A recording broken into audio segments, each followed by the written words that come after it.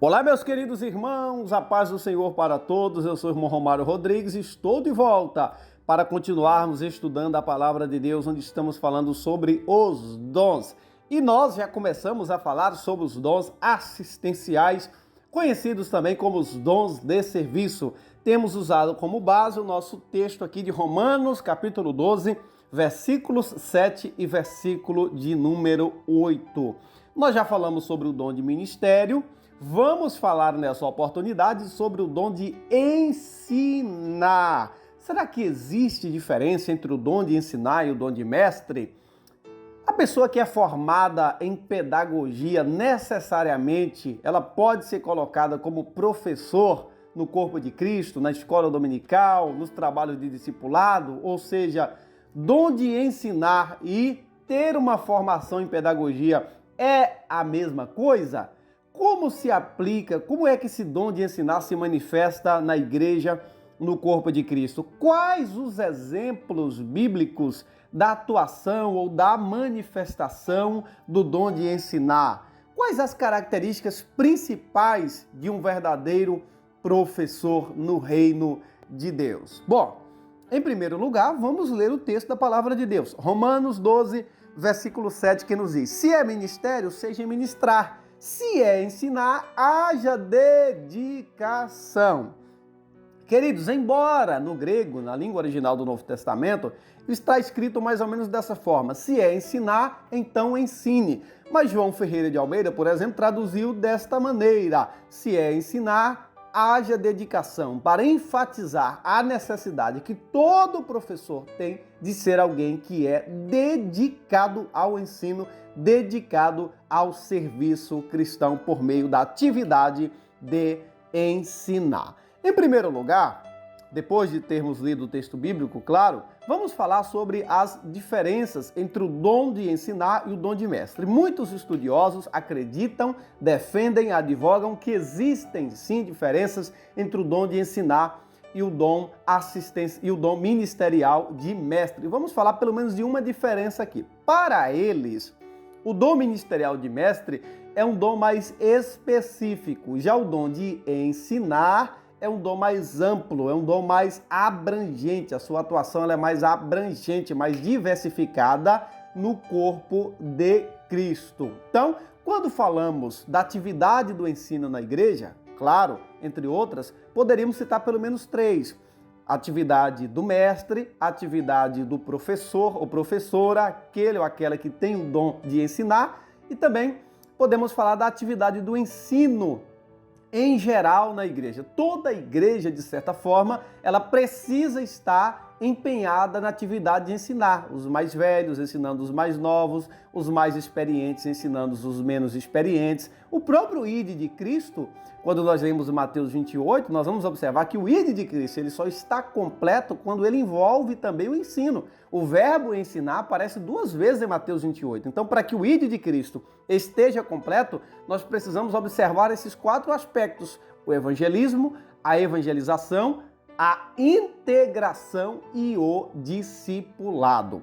Veja, apenas um exemplo para mostrarmos aqui que o dom de ensinar, ele diverge um pouco do dom ministerial de mestre, embora ambos trabalham juntos e têm a mesma finalidade. Por exemplo, a Bíblia diz que todo pastor, bispo, presbítero, ancião, eles devem ser aptos para estudar. É o que Paulo diz: todo bispo deve estar apto para ensinar. Mas isso não significa que todo pastor tem o dom ministerial de mestre. Isso é muito importante. O pastor, ele deve ser um ensinador, por natureza. Mas isso não significa que ele tem o dom ministerial de mestre.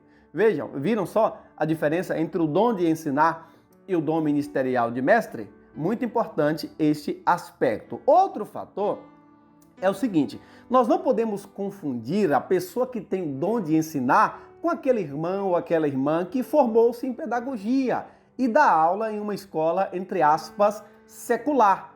É óbvio que se alguém tem o dom de ensinar ou é um mestre na igreja e ele forma-se em pedagogia, por exemplo, para auxiliar no seu ministério, isso é louvável, isso acrescenta demais, isso é extremamente importante, mas nós não podemos confundir. O fato de alguém ser formado em pedagogia não significa que ele ou que ela tem o dom assistencial de ensinar. Isso é muito importante destacar. Nós não podemos confundir a habilidade adquirida na academia com o dom dado por Deus. Bom pontuarmos esse aspecto. E como é que se dá a atuação do professor ou da professora no corpo de Cristo? De várias formas, através de palestras, de ensinamentos gerais. Esses professores ou professoras atuam na escola dominical, atuam no departamento de crianças, atuam na área do aconselhamento, eles atuam, por exemplo, nos trabalhos de discipulado, nos seminários teológicos. Então, nós já observamos aqui a importância desse dom assistencial de ensinar. Várias são as formas de atuações desse dom no corpo de Cristo, claro, dentro do aspecto do ensino, escolas dominicais, discipulados, pequenos grupos, como os próprios discipulados, seminários de teologia, trabalhos de escolas dominicais, palestras, orientações gerais para a igreja. Muito importante e muito abrangente a atuação do professor e da professora. Aqueles que cuidam do ensino da igreja, que estruturam doutrinariamente a igreja ao lado do pastor, ao lado do mestre, eles ensinam, orientam a igreja quanto às verdades fundamentais, mas por outro lado também eles ensinam a igreja a discernir a verdade da mentira, para que a igreja, para que o corpo de Cristo não seja iludido pelos falsos ensinos e não sejam levados em rodas, em ventos de doutrina, como meninos inconstantes, como mostra Paulo em Efésios 4, versículo de número 11.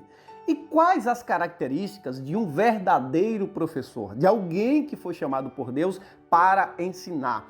O professor, ele precisa ter pelo menos 3 preparos basilares, básicos. Ele precisa estar preparado nesses 3 aspectos. O primeiro preparo é o espiritual. O professor precisa ter uma vida devotada a Deus. Ele precisa ter comunhão com Deus.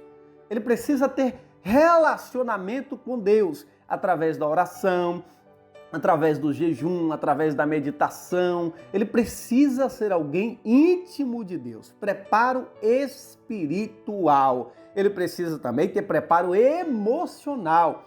O professor precisa cuidar das suas emoções, ele precisa cuidar e investir pesado na sua saúde emocional, psicológica. Isso é importantíssimo na hora dele preparar e de ministrar também as suas aulas. O professor também precisa ser preparado intelectualmente. Isto quer dizer que ele precisa ser alguém que ame estudar a palavra de Deus, que ame se aprofundar, que ame conhecer, que ame pesquisar. Por isso, é inadmissível termos à frente de uma sala, de uma classe de escola dominical, por exemplo, ou de um seminário teológico, alguém que é contra o ensino das Escrituras, alguém que é contra os estudos teológicos, alguém que não procura ter a sua biblioteca, alguém que não ama estudar a palavra de Deus, pois, como já diz o antigo ditado, eu não posso estar em pé para ensinar se eu não sento para ouvir. O professor ele precisa ser alguém que ame aprender, que ame conhecer, que ame as Escrituras, que ame as verdades da palavra de Deus, que ame aprofundar-se no saber para poder passar para as pessoas. Porque como vamos ensinar aquilo que não sabemos? Só temos condições de ensinar com qualidade e com eficiência aquilo que aprendemos. Aquilo que nós aprendemos com outras pessoas. Esse é um outro aspecto importante de um verdadeiro professor. Um verdadeiro professor é aquele que nunca deixa de ser aluno. É um eterno, entre aspas, aprendiz. O dia que nós deixamos de aprender radicalmente, necessariamente, nós também deixamos de ensinar. Só estaremos aptos para ensinar com habilidade enquanto estivermos a humildade para aprendermos com as demais pessoas. Isso é muito importante nós destacarmos. Então, professor, se prepare espiritualmente, emocionalmente, intelectualmente. Nunca se esqueça que você também é aluno, é um eterno aprendiz. Outro ponto importante é que o professor, é aquele que ensina com palavras, com os lábios, sim, mas ele ensina principalmente, em primeiro lugar, com a vida. O professor precisa ser alguém que tenha testemunho, que tenha o respeito da sua classe pela vida que ele vive em Cristo Jesus. Precisa ser alguém irrepreensível. Isso não significa perfeito, mas que tenha uma vida pautada pelos princípios da palavra de Deus. Outro ponto é que o professor, ele não pode deter a sua atividade de ensino apenas às quatro paredes da igreja. Não podemos fazer isso, querido. A nossa atividade de ensino precisa sair das quatro paredes. Isso quer dizer que o professor precisa ter um relacionamento com seus alunos fora da sala de aula, saber como eles estão, fazer uma visita e também procurar outros meios de ensino que vão além das quatro paredes, grupos de WhatsApp, outros meios através das redes sociais, para que o ensino ele não fique, entre aspas, delimitado apenas às quatro paredes da igreja, apenas as atividades formais dentro da igreja, que são importantíssimas, mas estamos querendo dizer que podemos ampliar o leque. Bom, e quais são os exemplos bíblicos de ensinadores? Nós temos vários. O próprio Cristo é o nosso mestre por excelência. O apóstolo Paulo, não precisamos nem discutir aqui, mas temos outros exemplos, como Atos capítulo 18, versículo 24, que nos diz: E chegou a Éfeso um certo judeu chamado Apolo, natural de Alexandria, varão eloquente e poderoso nas Escrituras. Esse era instruído no caminho do Senhor, fervoroso de espírito, falava e ensinava diligentemente as coisas do Senhor, conhecendo somente o batismo de João. Então Apolo, entre outros dons, ele era um ensinador. Olha que coisa interessante. A Bíblia diz que ele ensinava diligentemente. Glória a Deus. Com diligência, com cuidado, com amor, com zelo, com integridade. Mas temos outros exemplos, que são os exemplos de Áquila e de Priscila. Ele começava a falar ousadamente, versículos 26 de Atos 18, na sinagoga. Quando ouviram Priscila e Áquila, o levaram consigo e lhe declararam mais pontualmente o caminho do Senhor. Olha o exemplo de Apolo. Era um professor eficiente, eficaz. Era um professor maravilhoso, mas ainda assim precisou aprender com outros professores, ou seja, com Áquila e Priscila, que foram declarar mais pontualmente, com mais detalhes, com mais riqueza, com mais abrangência, com mais profundidade o caminho do Senhor. Então, são vários os exemplos na Bíblia Sagrada sobre pessoas que ensinavam. Queridos, infelizmente, assim como ocorre no aspecto, entre aspas, secular, ocorre também dentro do corpo de Cristo. O desrespeito, a falta de consideração, de apoio aos professores, ela é real no nosso país, nas escolas, por exemplo. Muitos professores são destratados pelos governos, outros são destratados pelos pais dos alunos ou pelos alunos. O fato é que o professor, em muitos casos, ele é desprezado e destratado na sociedade brasileira, principalmente nessas três esferas e, em muitos casos, mais particularmente em uma ou em duas dessas esferas.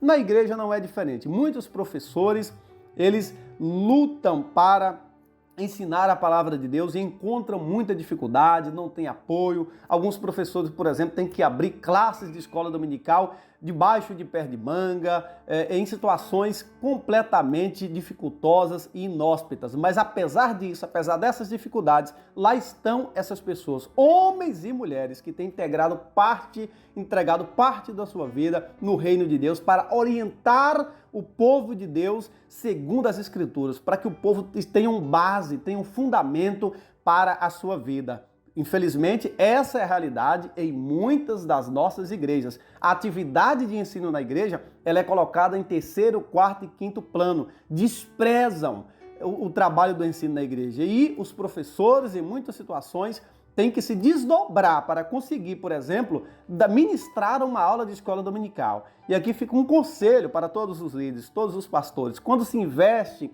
por exemplo, em um diácono, na estrutura de um diácono, de um professor, é o reino de Deus que ganha, é o corpo de Cristo, é a igreja que ganha com isso. Queridos, não vamos repetir o que está lá no mundo, não vamos desonrar os dons que Deus distribui para a igreja. Vamos agradecer a Deus por isso e dar condições para que esses professores e essas professoras desenvolvam as suas atividades de ensino. Vamos dar condições condições de trabalho, condição pedagógica, condição estrutural. Vamos investir espiritualmente, psicologicamente, intelectual na vida desses professores e professoras para que eles continuem fazendo o trabalho no corpo de Cristo. Como nós já pontuamos aqui, em algumas igrejas, infelizmente, há esse desprezo a essa atividade de ensino.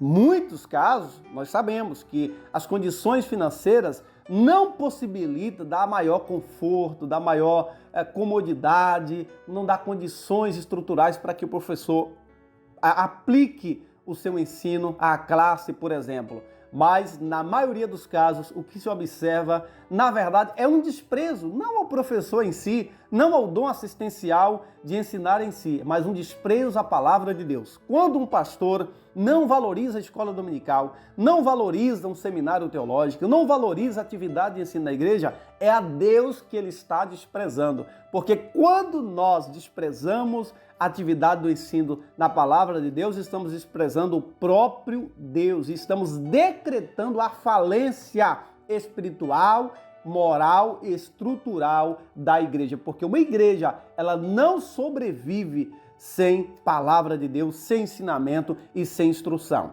Que fique esse recado, esse alerta para todos os líderes, para que nós possamos olhar com cuidado para a atividade do ensino, para a atividade de ensinar no corpo de Cristo. E que Deus continue abençoando a cada um de vocês e até o nosso próximo encontro, se o Senhor assim nos permitir.